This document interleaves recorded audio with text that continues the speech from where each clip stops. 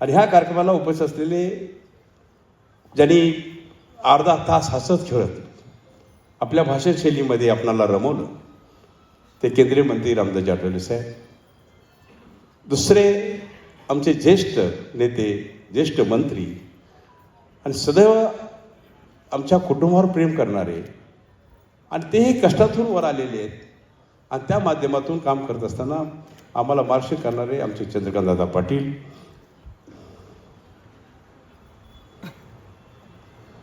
ह्या कार्यक्रमाला उपस्थित असलेल्या सभापती तल्ली कमलेकर मॅडम इथं उपस्थित राहिलेले आहेत. ह्या सर्व गोष्टी जर बघितल्या आपण तर आपण सर्वजण आज खाडेंच्या कुटुंबावर प्रेम करणारे सगळे लोक आपण इथं सगळे उपस्थित आहात. सगळ्यांची नावं घेत नाही आहेत. प्रथमतः मी दिलगिरी व्यक्त करतो. मी मुंबईत अधिवेशनला होतो, कार्ड छापलं, त्या कार्डामध्ये कुणाची नावं राहिली असतील तर मी आता प्रथमतः दिलगिरी व्यक्त करतो आणि आता घेतानाही नावं कुणाची राहिली असतील तरी पण दिलगिरी व्यक्त करतो. विषय मी कधीच आबा मतदारसंघात सांगितलं नाही की मी असा आहे, माझा उद्योग आहे, माझं मोठं एवढं आहे, माझं तेवढं मोठं आहे. कधी इतर ऐकायला मिळालं तुम्हाला? मिळालं का? पण आज सांगून टाकतो, त्याशिवाय जमणार नाही. आता आज तुम्ही बघितलं की एक उद्योगाची पायरी, ज्यावेळी 2004 साली आमदार झालो त्यावेळी उद्योजक होतो आम्ही, आज आम्ही उद्योजक आहोत. पण आज घराण्याला, जिल्ह्याला, खाडे कुटुंबियांना एक मोठा तुरा ह्या देशाच्या उच्च सरी असलेल्या राष्ट्रपती त्यांनी तो लावला, त्याबद्दल त्यांचं मी अभिनंदन करतो. आज या माध्यमातून सांगत असताना मला खूप आनंद होतोय. काही प्रसंग, खूप प्रसंग आहेत, एवढी तुम्हाला क्लिप दाखवली, त्या क्लिपमध्ये काही झालेलं नाहीये. पण जर 3 तासाचा पिक्चर तयार केला तर मला वाटत नाही की कोणी तरडल्याशिवाय बाहेर जाणार नाही. अशा क्लिप आहेत. सांगलीचा काय संबंध माझा होता, मिरजचा काय संबंध होता, जतचा माझा काय संबंध होता, काही संबंध नव्हता. राजकारणात कसा आलो हे तुम्हाला सांगतो मी. ज्यावेळी उद्योग स्टेबल झाला त्यावेळी अण्णासाहेबांना थोडी राजकारणाची जरा हौस होती, त्यात आपल्यामध्ये नाही आहे. पण ते म्हणायचे एकदा आमदारचा स्टॅम्प घरावर लागला पाहिजे,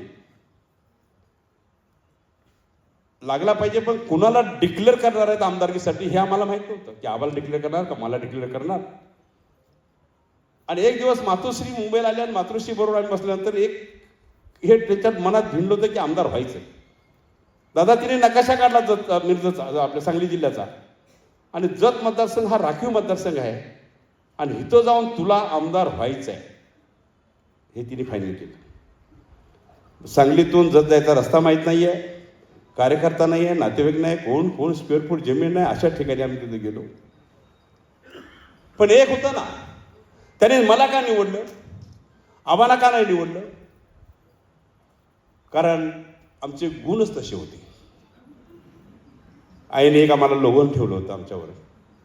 आईला म्हणायची भाऊ कसा आहे, आईला कोणतरी विचारायचं भाऊ कसा आहे तुझा, आई म्हणायची खायला आधी, झोपायला मधील, कामाला कधी कधी, असंही भाऊ आहे. हे तिनं लोगन ठेवलं होतं.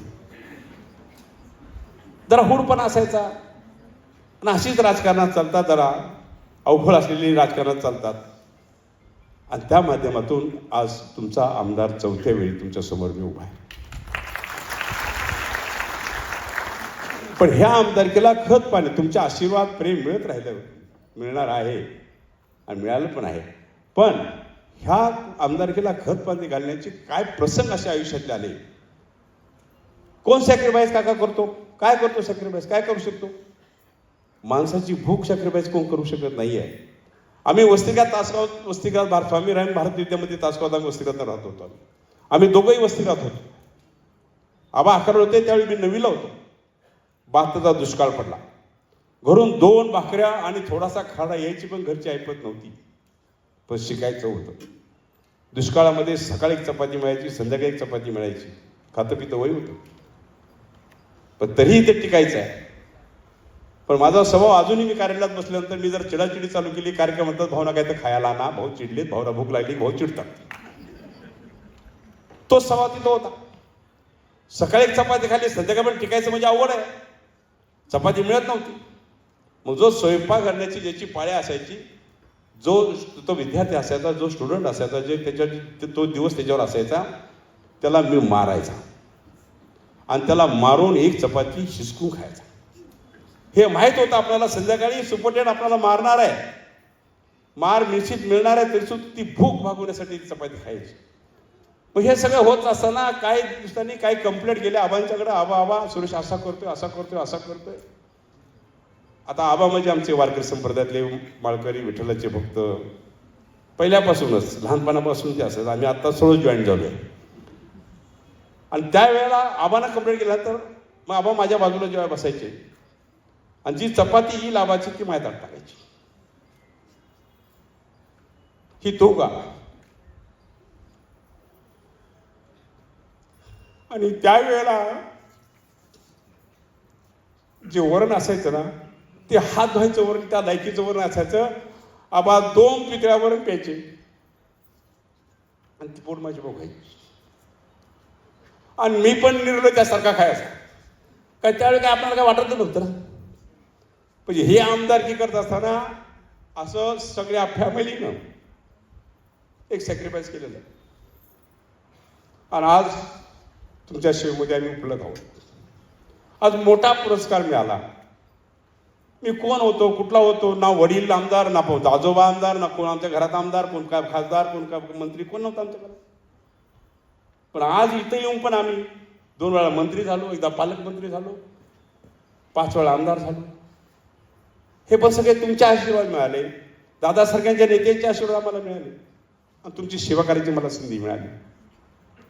आज ह्या माध्यमातून आबाने जी काय सेवा केली, म्हणजे माझी माई सांगायची की बाबा आता तुम्ही थोडंसं मोठं झाला, तुमच्याकडे 4 पैसे आले, तुमचं सगळं भागले, आता व्यवस्थित आहे, एक भाकरी तुमची आता चालू झालेली आहे.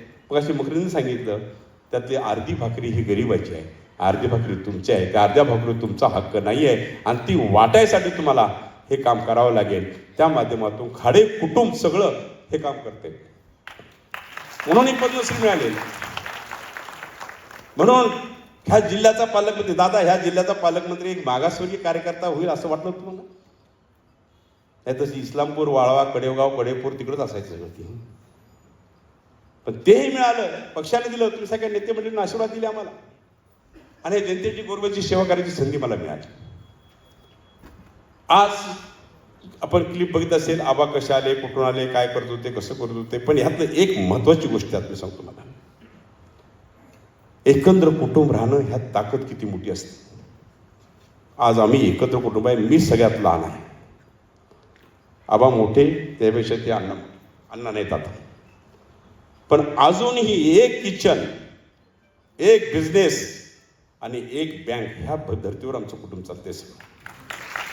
आमची मुलं आता आमच्या हाताखाली आलेली आहेत, पण त्यांची ग्रीप तशीच आहे. कुटुंब एकत्र राहण्यासाठी त्यांची जिद्द असते. कुठेही इकडं तिकडं आमच्या सुना आल्या, आमच्या वहिनी आल्या, सगळ्या आल्या, पण मी ऐकलं नाही कधी. माझी मिसेस मोठी आई असेल, म्हणजे मोठ्या वहिनीला आम्ही मोठी आई म्हणतो, मोठी आई असते, आमचे वहिनी साहेब असतील. पण आज तागायत 42 वर्ष झालं लग्न होऊन, पण आज तागायत कुठं भांडायला लागले, दोघे एकामेकाला तिरस्कारानं वागलेत असं मला कधी बघायला मिळालेलं नाही. हे महत्वाचं, कारण हेड मास्तरच मजबूत होता, आईची शिकवण होती सगळ्यांना. आणि ह्या दृष्टिकोनातून काम करत असताना आज खूप आनंद होतो की आबांना पद्मश्री मिळालं. एक उच्च सत्कार, सन्मान त्यांना मिळाला, गावाला सन्मान मिळाला, फॅमिलीला सन्मान मिळाला आणि आपल्या सांगली जिल्ह्याला सन्मान मिळाला. त्याबद्दल मी सर्वांच्या वतीनं आबा तुम्हाला अभिनंदन करतो. आणि असंच जनतेची सेवा करत करत करत काय असेल ती चतकोर त्यांची द्यायची हक्काचे त्यांना वाटत आपण आपलं आयुष्य घडवूया, एवढंच मी आपल्याला सांगतो. आज ह्या कार्यक्रमाला एवढ्या मोठ्या संख्येनं आपण सगळेजण आला त्याबद्दल धन्यवाद देतो, थांबतो. जय हिंद, जय महाराष्ट्र. धन्यवाद.